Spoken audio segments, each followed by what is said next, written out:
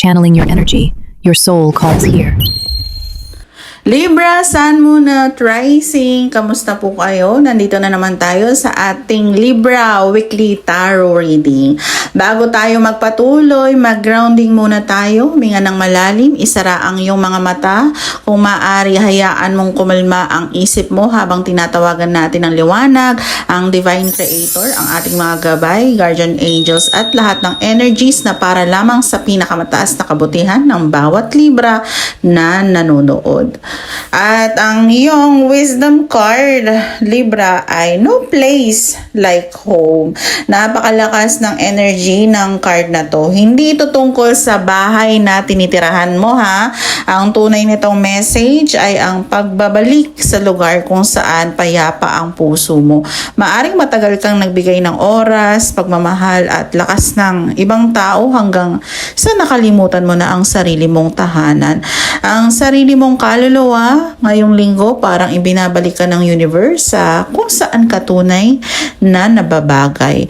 May mga bagay na kusang nahuhulog sa tamang lugar kapag tumigil ka ng pilitin ang mga taong ayaw namang manatili. Kung matagal kang nagtatanong kung bakit parang paulit-ulit ang cycle ng buhay mo, ito na ang sagot.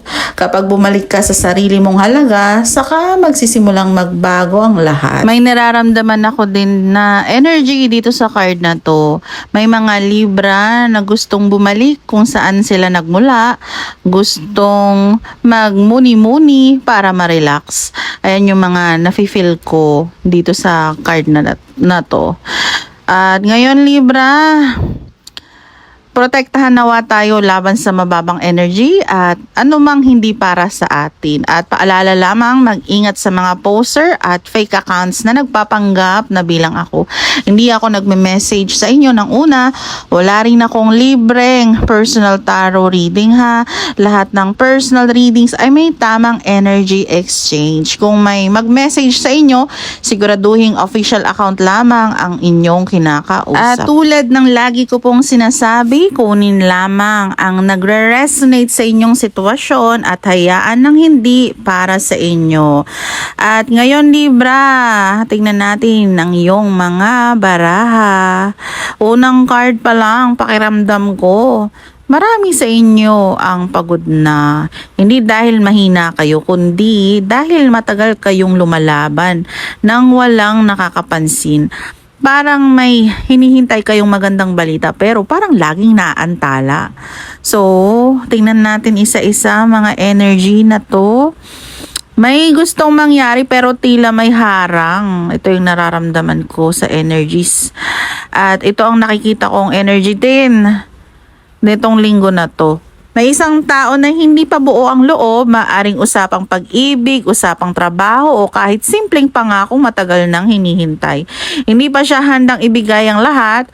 Kung naghihintay ka ng tawag, message, offer, apology, commitment o proposal, may delay. Hindi ibig sabihin na wala nang mangyayari. Ibig sabihin lang hindi pa tamang oras. Minsan ang delay ay protection. At dahil kung dumating yon ng masyadong maaga, baka hindi mo pa kayang hawakan. Pero magandang balita, ha.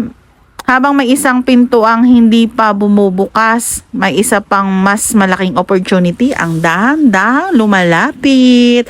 Nakikita ko ang paglawak ng mundo mo. May travel.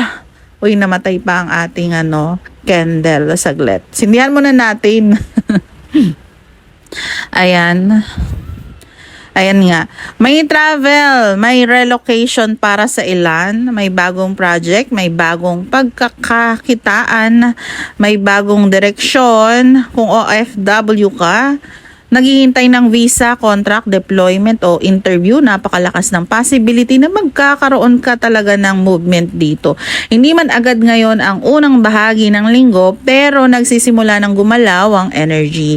May mga Libra rin na nakakaramdam na parang gusto nang umalis sa kasalukuyang trabaho. Pakiramdam mo, hindi ka na lumalago. Kung matagal mo na itong nararamdaman, pakinggan mo ang intuition mo, Libra.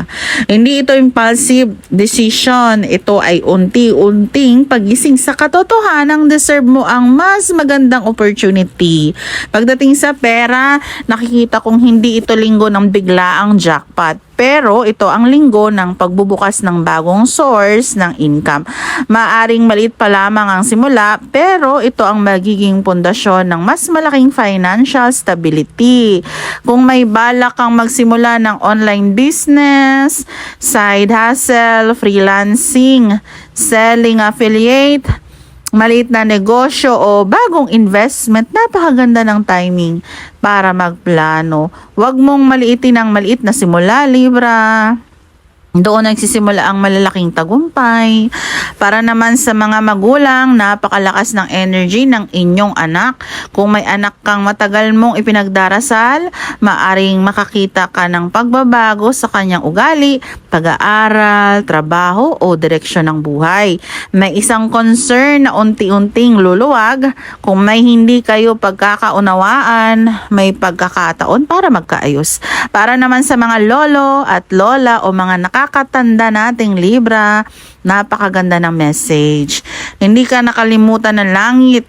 Maaring pakiramdam mo, tahimik ang buhay ngayon. Pero ang katahimikang ito ay paghahanda sa bagong pagpapala. Mas piliin ang pahinga kaysa sobrang pagod. Pagdating sa kalusugan, pakinggan ng katawan. Kung matagal ka nang kulang sa tulog, laging pagod o paulit-ulit ang pananakit ng likod, kasukasuan, sikmura o ulo, huwag itong baliwalain. Ang message ay prevention. Mas mabuting maagapan kaysa lumala.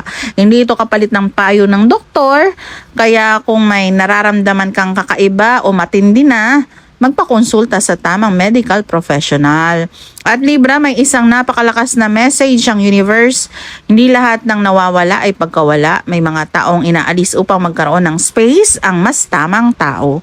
May mga opportunity na hindi natuloy dahil may mas malaking blessing na paparating. At habang papalapit ang kalagitnaan ng linggong ito, mas mararamdaman mong unti-unti nang umiikot ang gulong ng kapalaran para sa pabor mo. Kung noon una ay parang mabagal ang galaw ng mga pangyayari, ngayon ay makikita mo kung bakit kailangang mangyari ang lahat sa tamang oras.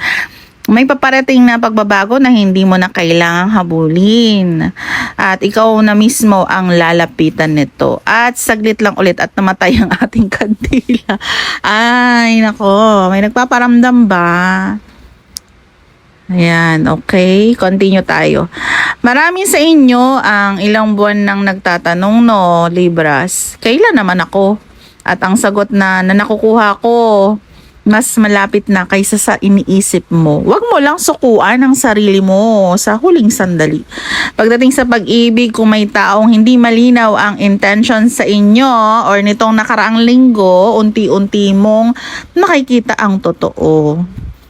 Nararamdaman ko yan. At hindi mo kailangan talagang manghula dito. Hindi mo na kailangang habulin. Namatay na naman ang kandila. Mga Libra, kailangan na natin tapusin ang ating reading dahil nagpaparamdam na ang ating mga angels. Bawi tayo sa susunod na linggo, habaan natin ng reading. Pero itong linggo kung saan mas malinaw mong makikita na hindi ka pinababayaan talaga ng universe. May tamang panahon ng bawat panalangin. At kapag dumating yon, maintindihan mo kung bakit hindi ibinigay agad ang hinihiling mo noon. Manalangin lagi at magpasalamat sa may kapal. Maraming salamat Libra sa pagsama sa ating reading ngayon. At kung nais ninyo ng personal tarot reading o birth chart reading, maaari kayong mag-PM sa akin para sa inyong schedule at information. Available rin ang aking mga charged crystals for love, protection, abundance, prosperity. At kung interesado ka, mag-PM na lang po kayo. At huwag kalimutang i-follow ang aking iba pang social media accounts at bisitahin ang aking astrology channel para sa iba pang tarot readings, astrology updates at spiritual guidance. Maraming salamat Libra. Hanggang sa susunod nating reading.